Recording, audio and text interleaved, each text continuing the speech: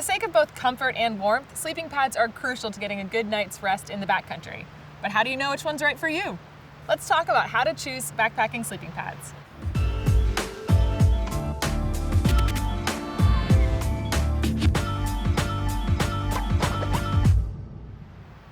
When choosing a sleeping pad, there are three main factors that you'll want to consider, and those are comfort, weight, and insulation. Comfort generally comes from thicker, cushier sleeping pads, but you can gauge this by trying out a couple. You can do that at your local REI. Weight is pretty self-explanatory, which leads us to insulation. Most manufacturers will use a number called an R value to gauge how well their pads resist heat transfer from your body into the ground. The higher the R value, the more insulation the sleeping pad provides. A sleeping pad is a crucial part of your sleep system, and your sleeping bag alone won't provide enough warmth without a proper sleeping pad.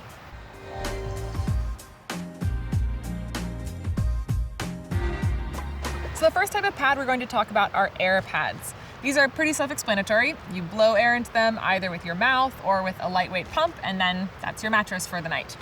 These are very thick and comfortable while still being lightweight, and most of them are packable, about to the size of a water bottle.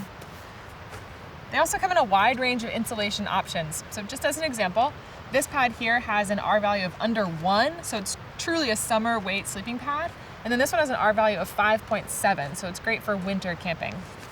Air pads provide insulation by having extra layers in between the exterior. So that might be an insulation layer and or some sort of reflective layer. You can also adjust the firmness on an air pad by allowing some air out of the valve. Like I said, these pads are lightweight and compact, which comes with an automatic increase in price. You'll also need to keep an eye out for sticks or other sharp objects, as they are easy to puncture. But most air pads will come with a lightweight patch kit, and they're very easy to repair in the field. Some material on air pads can also be crinkly, so that's something to take a listen for if you are a light sleeper. Also, side sleepers sometimes find these to be not as comfortable because their hips will touch the ground. These are a great option for backpackers that are looking to minimize weight while maximizing comfort and packability on the trail. And most lightweight backpackers will choose to use an air pad. I have an air pad and I love it.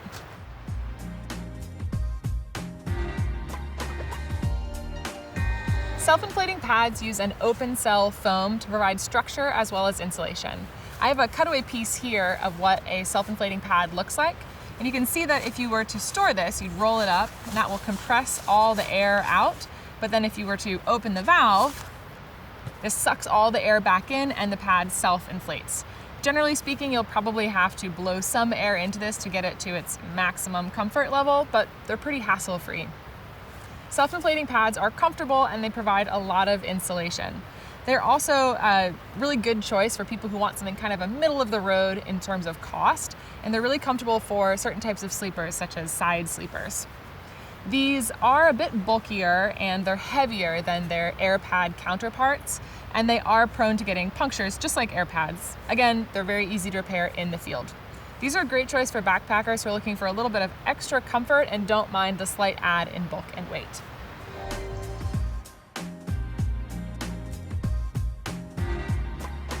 The last type of pad we're going to talk about are closed cell foam pads.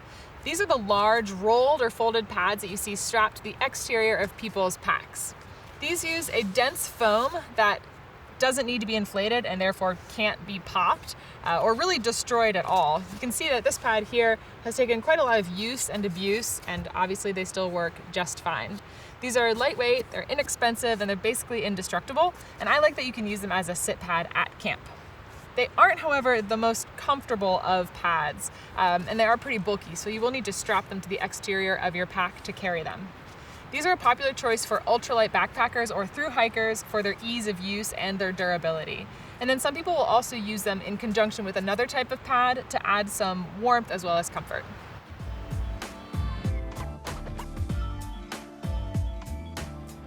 Some sleeping pads also have a women's-specific version, and there are more differences beyond just the color. And that's demonstrated here with these two. This orange pad is a unisex pad, and you can see where all the dots are. Those represent holes that are punched out of the foam to cut down on weight. Because women tend to need more insulation in their core and at their feet, this women's version of the pad has fewer holes cut out at the torso and at the feet. Women's specific pads also have a slightly different shape than unisex pads, and they tend to be shorter, so they're a good choice for shorter backpackers as well. If you want some more information on how to choose gear or anything else about backpacking, check out our videos and please subscribe below. We'll see you guys out there.